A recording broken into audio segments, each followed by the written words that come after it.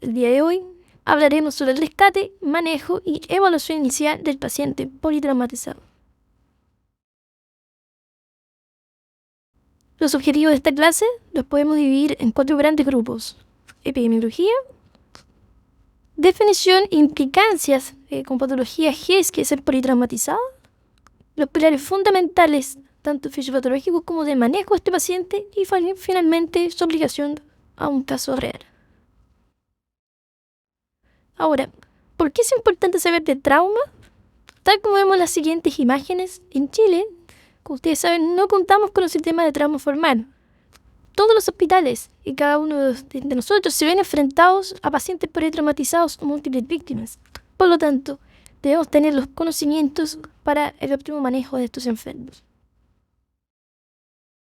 Desde el punto de vista epidemiológico, como sabemos, el trauma es un fenómeno mundial. Es una pandemia que afecta principalmente a gente joven y sana y, este último tiempo, a pacientes sobre 65 años con comorbilidad.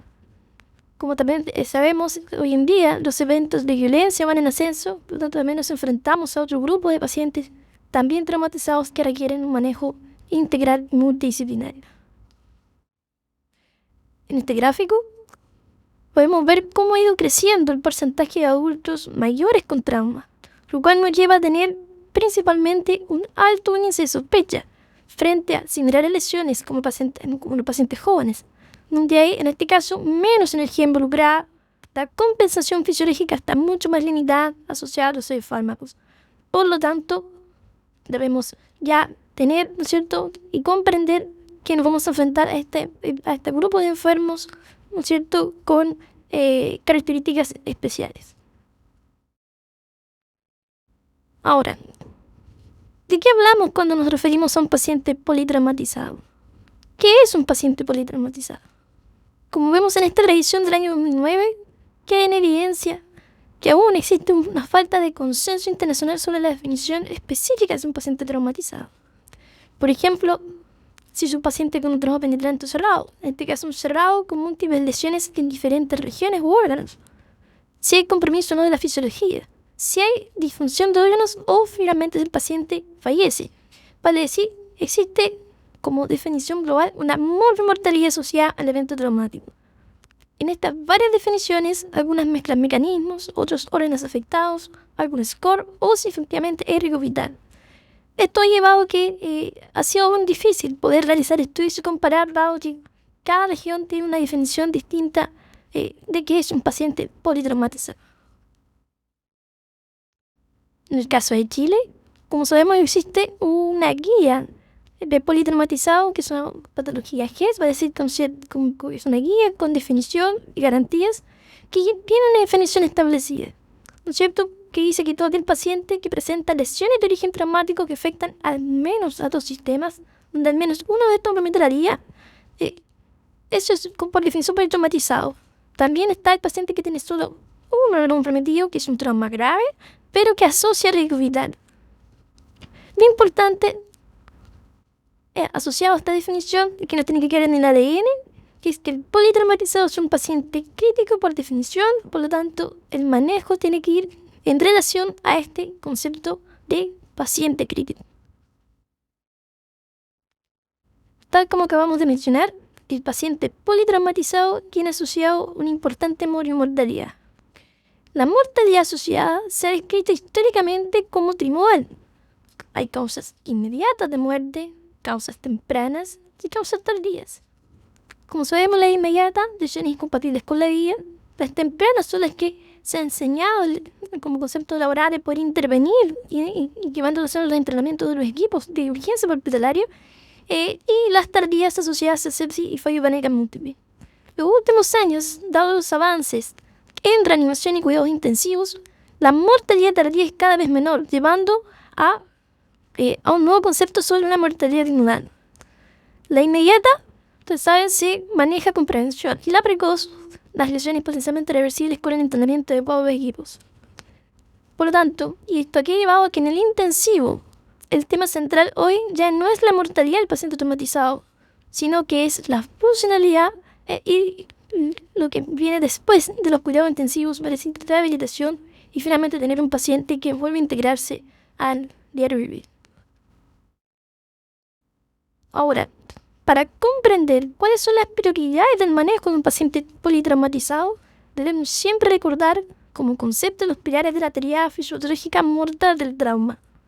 Todos nuestros esfuerzos están destinados a evitar esta alteración grave en el paciente traumatizado a través de cuidados críticos, una coordinación de intervenciones tanto quirúrgicas como traumatológicas. Estas prioridades de manejo, llevados a la práctica, se unen hacia un concepto grande actual denominado reanimación con control de daño en el paciente politraumatizado. ¿Qué involucra esta definición? Resucitación hemostática, en el fondo que involucra tanto a los estudios y la forma de transfusión masiva, el ácido tranexámico y el calcio para su manejo, la hipotensión permisiva según corresponda y, ¿no es cierto?, cirugía y ortopedia de control de daño. Lo anteriormente expuesto, llevado a la realidad, requiere un continuo desde el sitio del accidente hasta la unidad de cuidados intensivos, a fin de evitar la muerte del paciente con las graves secuelas que esto lleva. Así tenemos, ¿no es cierto?, todo lo que tiene en relación al rescate, la reanimación que parte del rescate prehospitalario, ¿no es cierto?, el manejo en centros adecuados para decir que tenga las capacidades de resolver lo que el enfermo tiene, y esto requiere capacitación continua y un entrenamiento de equipos y una coordinación perfecta. Bien, ahora, ¿cómo se ha logrado coordinar de manera eficiente todos estos actores lo hemos hecho a través de los llamados sistemas de trauma, que involucra, por definición, una respuesta organizada, multidisciplinaria, puede ser referida local, del trauma. Tal como se escribe en estas dos revisiones de hace algunos años atrás, los sistemas de trauma impactan en la mortalidad de los pacientes politraumatizados. Han logrado disminuir la mortalidad en al menos un 15%. ¿Cuál es la pregunta que nace entonces? ¿Qué componente de todo este sistema es el principal? La evidencia actual indica al menos que sistemas que están consolidados, coordinados bien y bien madurados en el fondo, en el tiempo, así como, por ejemplo, el traslado deportado en pacientes con ciertas alteraciones graves, como ejemplo el T grave, tendría un real impacto en la necesidad de estos enfermos. Además, sabemos que pacientes derivados al centro más cercano, pero sin la capacidad de resolución, en este caso solo para estabilizar, como vemos habitualmente en nuestro país, aumenta casi 4 veces el riesgo de morir, lo cual nos invita a poder generar un sistema organizado de trauma, principalmente en el trauma cerrado, donde los más beneficiados, al menos por la evidencia actual, serían el T grave y el trauma torácico. Ahora, para determinar la gravedad y la necesidad de un centro u otro, a nivel mundial existen diferentes scores en relación a cada centro prehospitalario. Algunos usan fisiología, otros alteraciones anatómicas por la cinemática del trauma. Lo importante es que cada sistema tenga una definición bien establecida que permita que el paciente con cierta alteración sea llevado al centro que corresponda y se pueda resolver su condición aguda. Tras lograr un sistema organizado, vimos ese primer paso. Ahora, ¿qué hacemos con el paciente? Intervenimos en el lugar del accidente o trasladamos rápidamente. La clásica discusión del scoop and run o state and play, para lograr esto, posiblemente la respuesta se va a iniciar primero con entender nuestra logística local, las distancias que existen y las competencias de nuestros equipos. Por ejemplo, la diferencia entre un país o una región principalmente urbana o rural. Como ejemplo, ¿no es cierto?, podemos citar toda la discusión sobre la intubación o en el prehospitalario en el paciente con trauma. Según algunos estudios, aumentaría la mortalidad. Pero otro problema, el problema es la intubación en sí o el manejo integral de un enfermo, por ejemplo, neurocrítico. Esto mismo lleva a la mano, ¿no es cierto?, preguntando, ¿es necesario un médico para esto en el prehospitalario? Se abre un abanico de escenarios y preguntas. Posiblemente, en lugares como Australia, donde el trauma rural o de grandes distancias es frecuente, posiblemente el manejo en el lugar por personal entrenado, para hacer intervención en el lugar, sí tendría un impacto positivo. Por lo tanto, no existe una definición absoluta. Va a depender de nuestra realidad y cómo nos organizamos en cuanto a distancias y lugares para manejar a este enfermo de la mejor manera.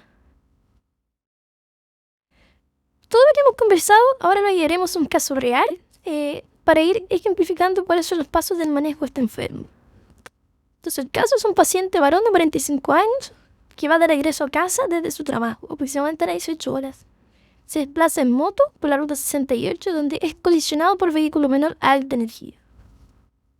Este paciente es asistido por testigos y lo que refieren es que está con compromiso de conciencia y un evidente sangrado externo de su extremidad inferior. Por lo cual la pregunta que va a englobar todo lo que hacemos con un traumatizado. ¿Cómo logramos que este paciente vuelva a su casa en buenas condiciones y se reintegre a su vida diaria? Ahora, ¿qué ocurre en el ambiente prehospitalario?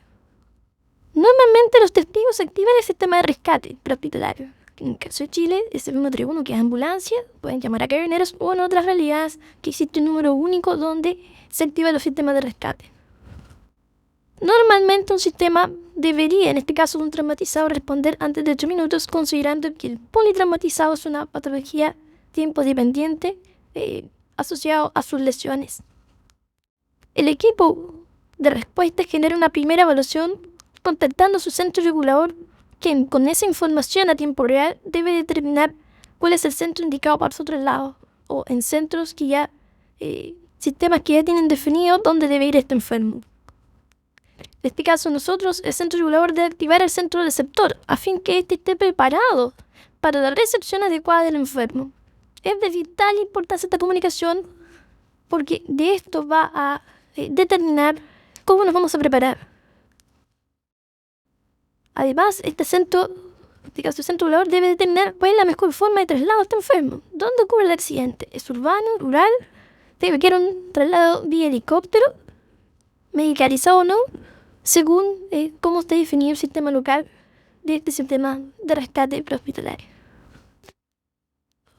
¿Qué manejo debiese dar un equipo prehospitalario? Lo primero, como sabemos, siempre es una escena segura. La primera aproximación tiene que siempre ver por la cinemática del trauma. ¿Es un trauma cerrado? ¿Es un trauma penetrante? ¿Hubo una explosión? ¿No es cierto? Lesiones por blast. Eso de tener un poco que el equipo sepa o prevé qué tipo de lesiones puede tener y cuál manejo va a hacer. La razón primera del trauma está, en fondo, con un algoritmo del PHTLS. Siempre tener presente evitar la impureza secundaria. Control de hemorragia. En el caso de hemorragia exsanguinante, nuevamente ha vuelto a aparecer el uso del torniquete, pero en este escenario, hemorragia exsanguinante. Limitar el uso de cristaloides. Uso de hemoderivados según algunos centros prehospitalarios. Uso de tranexámico prehospitalario para las primeras 3 horas dar este primer gramo, como se describe en el protocolo del estudio CREF2. En el caso del manejo vía aérea, hoy la utilidad de los dispositivos supraglóticos. En el caso de un té grave que requiera manejo aéreo, el uso de capnografía para evitar la hiperventilación, que probablemente es lo que sí afecta a los enfermos. Y estandarizar información a los servicios de urgencia, en este caso del centro receptor. Ahora, volviendo al caso clínico. Al llegar al equipo prehospitalario, estamos frente a un paciente politraumatizado por un trauma de alta energía, conductor de una moto con casco. La primera evaluación que vamos a ir aprendiendo que esto es en paralelo integral. Paciente que está en la hipotenso taquicárdico. ¿Qué es lo que refiere el paciente? Cierto dolor y aumento de volumen de la región abdomen-pelvis, más allá de una evidente lesión grave extremidad inferior izquierda, un sangrado profuso. ¿Qué hace el equipo prehospitalario? Administra oxígeno.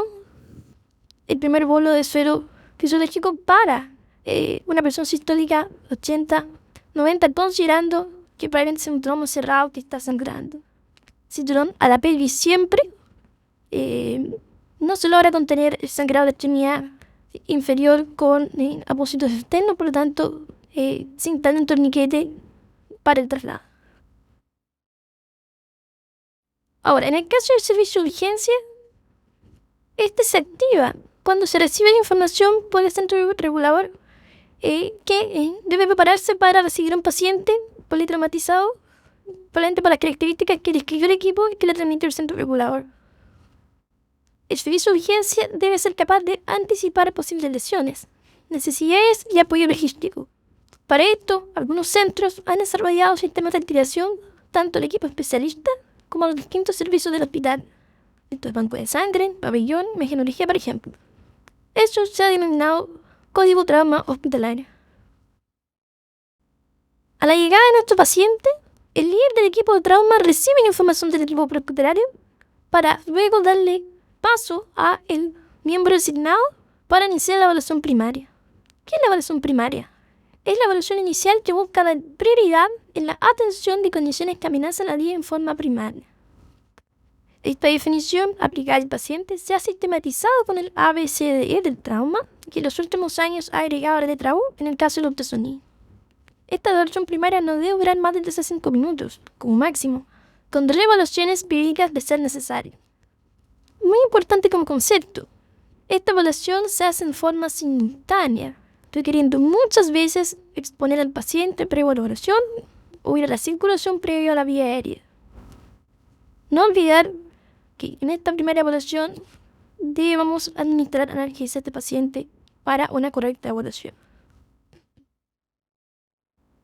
En las siguientes diapositivas revisaremos rápidamente cada punto de exploración primaria. En el caso de la A, que es la vía aérea como concepto, lo principal es que el paciente debe tener una vía aérea permeable y riesgos de protección. ¿Cómo lo hacemos rápidamente? Preguntándole el nombre al paciente. Utilizar más oxígeno. Nunca olvide la petición de columna cervical. Si tiene un porcentaje bajo, el paciente lo tiene, pero siempre debe ir esta protección. En forma paralela, muchas veces vemos a nivel de conciencia preguntar al paciente su nombre. Siempre tener cuidado con el trauma facial, por la necesidad de vía aérea y lo complejo que puede hacer esto. Estas mismas lesiones nos pueden llevar a rápidamente ver la necesidad de una vía aérea quirúrgica. Siempre en la vía aérea debe estar el operador con mayor experiencia. Y recordar que la obstrucción de vía aérea en el trauma es la segunda causa de muerte. En caso de la ventilación como concepto, lo principal es que el paciente logra una respiración efectiva. Lo vemos a ver su frecuencia, profundidad, cuánto esfuerzo hace el enfermo. Uno puede mirar, palpar y ocultar rápidamente al paciente. Lo complementamos con rápidamente la saturometría y en el caso que lo tengamos disponible, lo requiere la cronografía. En este caso también usamos la ultrasonografía para el protocolo FAST extendido para mirar ambos campos pulmonares. Lo principal que debemos identificar y resolver siempre es el modo de atención. Como nosotros sabemos, se nos ha enseñado la descompresión con aguja, por eso, ¿no es cierto?, la segunda serie paciente cortal y la media clavicular. Hoy se ha visto que debería ser una descompresión principalmente inicial digital, a nivel de quinta paciente cortal línea media axilar. Toda la cotonía digital es lo que debe hacerse hoy. Descartar taponamiento cardíaco, en el caso de paciente traumatizado, nos ayuda rápidamente la ultrasonografía. El hematomas masivo, recordar que su principal compromiso es hemodinámico más que el respiratorio. Y lo que es evidente, el tórax volante o un tórax abierto. Muchos pacientes requieren su analgesia para mejorar su ventilación. Y de ser necesario, dar un soporte ventilatorio adecuado y tradicional. En el caso de la circulación, lo principal, control de hemorragia y hemodinamia, como ustedes saben, el choque hemorrágico en el trauma es la principal causa de muerte. Como concepto, al recordar, signos vitales tienen muy baja sensibilidad y especificidad para el choque hemorrágico. La palidez, sudoración, como hizo conciencia, es más tardío. Los pacientes jóvenes logran compensarse, por lo tanto, debemos usar otras herramientas para prever que el paciente va a quedar en choque hemorrágico. El índice de choque es usado, ¿no es cierto? Recordar que la presión arterial normal no descarta un paciente en shock, y para que el paciente se hipotense debe haber perdido al menos un 30% de la volemia. Por lo tanto, en pacientes jóvenes se nos puede rápidamente pasar a un paciente que va a ir al choque hemorrágico. Pacientes hipotensos usamos protocolo FAST, ¿no es cierto? Y de los exámenes de sangre, recordar que el que nos va a ayudar a una decisión rápido es el VSX. Con un VSX mayor a menos 5 es predictor que el paciente va a ir al choque hemorrágico. Ahora, en relación al manejo de la parte circulatoria en interacción hemodinámica del paciente traumatizado, ya sabemos que se limita el uso de cristaloides máximo 1000 cc. En el caso de requerir hemoderivados y como parte de la resolución hemostática, el uso precoz de hemoderivados en relación 1:1:1 es lo que deberíamos hacerse más o menos hoy, asociado a un protocolo de transfusión masiva local. Ácido tranexámico las primeras 3 horas, no hubiera aporte de calcio. El uso de tromboelastografía en el caso de que esté disponible para guiar nuestra resucitación hemostática como un traje a la medida. Y nunca olvidar calentar las infusiones porque el paciente se enfría tanto al transfundir, al exponerlo. Uso de posición permisiva en el caso principal en tramo torácico penetrante. No se puede usar en el TEC. Siempre buscar activamente focos de sangrado. Nunca olvidar las lesiones tipo SCALP, por ejemplo, que se pasan desapercibidas. El paciente requiere reevaluación constante. El uso del torniquete que viene en el hospitalario en una lesión exsanguinante. Y lo que estoy viendo en centros más especializados, ¿no? La radiología intervencional y, por ejemplo, el uso en ROA en ciertas pacientes. En el caso de la D, del déficit neurológico, evaluar rápidamente e identificar si hay algún déficit. Lo principal es el Glasgow, donde el componente motor es el más importante, y las pupilas, tanto en tamaño, simetría, reactividad. Siempre esto debe estar consignado previo a cualquier intervención farmacológica, por ejemplo, en la secuencia de intubación rápida. El paciente de que va a fallecer si tiene alguna condición, va a fallecer de una infección intracraniana. Por lo tanto, hoy, como apoyo, tenemos la opción del ultrasonido en nervio óptico. En el caso de la exposición y control medioambiental, en muy pocos lugares se acostumbra a que el paciente, cuando está por llegar el traumatizador, tener un ambiente con mayor temperatura para evitar enfriarse, sacar rápidamente su ropa mojada, ¿no es cierto? Empezar activamente a recalentando. Siempre exponer al paciente, no hubiera lesiones ocultas, es importante especialmente en tramo penetrante, que se nos pueden pasar a nivel, por ejemplo, craneal o a nivel dorsal si es que no exponemos de forma adecuada a estos enfermos. Volvemos al caso, ¿no es cierto? Se recibe el paciente traído por equipo prehospitalario, se recibe la información sobre la neumotecnia del NIS, ¿no es cierto? Para el mecanismo de su lesión que injura se encontraron signos vitales y tratamiento. Vemos un paciente pálido, somnoliento, hipotenso, taquicárdico. Hay un evidente aumento de volumen abdominal, tiene cinturón pélvico, más una gran equimosis evidente en esa zona. Torniquete, extremidad inferior izquierda, gravemente lesionada. Paciente ingresa con congénita de espinal. Se describe, ¿no es cierto?, que serían administrados 500 cc de suero fisiológico más 1 gramo de anexando. Se hace la evaluación primaria de madera permeable, el paciente está polimnéico, mentira simétrico, de 100% con máscara contra servor.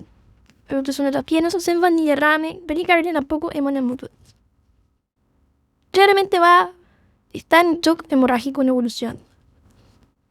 Se le hace ultrasonido, un protocolo FAST que da positivo, pero eso se asocia a la lesión en el extremo inferior, más una posible lesión de la pelvis que está con cinturón. En la COP13, con pupila simétrica reactiva. Retiran ropas y se cubre con manta y comienza un recalentamiento del enfermo. El enfermo, en el servicio de emergencia, tras activación del código de trauma, recibe una evaluación multidisciplinaria. Se indica en transfundir un nervio rojo, ya que estamos en un choque hemorrágico con evolución, más se indica al banco de sangre preparar otros componentes, tanto plasma como plaquetas. Ya viene con un gramo de centro en examen prehospitalario, se indica el segundo gramo en infusión en 8 horas. Se aporta calcio y se logra mantener una sistólica adecuada para su condición. En este contexto se realiza manejo IR, secuenciación rápida, relación del shock, transfusión masiva como acabamos de decir, y dado los hallazgos, mejor por la esclavía de pabellón y también selectividad de pabellón. Dado que logras una estabilidad controlada para el equipo multidisciplinario, se lleva a escáner, se le solicita un PANTAC, principalmente una angiopelvis que no muestra sangre arterial, sí confirma un trauma pulmonar con lesión tanto de hígado como de vasos. Va a pabellón, a cirugía y ortopedia control de daño, más continuar con la resucitación hemostática. En pabellón, como he dicho, este es un equipo multidisciplinario que sigue al paciente. Se continúa la resucitación hemostática por el anestesista, que se hace el puntito quirúrgico o una aparatomía exploradora, control de daño, parking hepático y esplenectomía de necesidad, más dentro del equipo de traumatología para hacer rápidamente amputación de extremidad gravemente lesionada, con tutor en caso sea necesario, para rápidamente, ojalá antes de 1 hora, estar en la unidad intensiva para seguir el control del paciente. El paciente llega después de 1 hora a la UCI, se completa la reanimación, se hace la evaluación secundaria, vale decir, examinar nuevamente el enfermo, ver alguna lesión que esté desapercibida, corregir el modo interno, que es lo principal, volver a la fisiología del enfermo, recalentarlo, ¿cierto? Tratar esta teoría maligna del trauma y programar para que en 48 horas más vaya a su segunda intervención en mejores condiciones fisiológicas. Finalmente, como conclusión, podemos, ¿no es cierto?, decir que un paciente politraumatizado efectivamente puede tener un buen desenlace. Requiere un sistema de trauma o un sistema organizado, ¿no es cierto?, para darle la mejor atención a este paciente. Nunca olvidar que este es un paciente crítico que requiere un manejo multidisciplinario con un líder capaz de organizar las intervenciones, y nunca olvidar que estos pacientes mueren de hemorragia. Hay que buscar la forma activa y evitar la triada maligna. En esta última diapositiva están descritas algunas de las revisiones más las que están durante la clase para el interés de cada uno de los alumnos. Gracias.